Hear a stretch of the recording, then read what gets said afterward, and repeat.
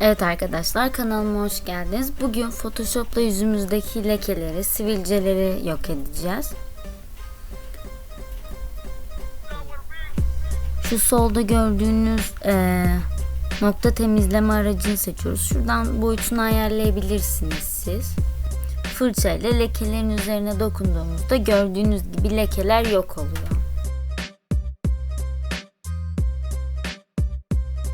Şimdi bu şekilde lekelerin üzerine uygulamaya devam edelim.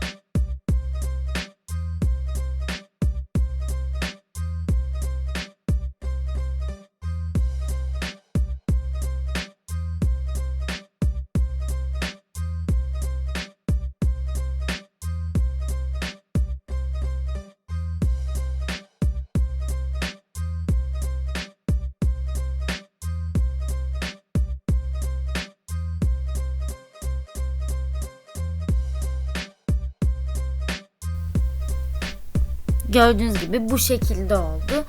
Eğer isterseniz efekt ekleyebilirsiniz. Biraz daha doğal olmasını istiyorsanız. Ben biraz efekt ekleyeceğim.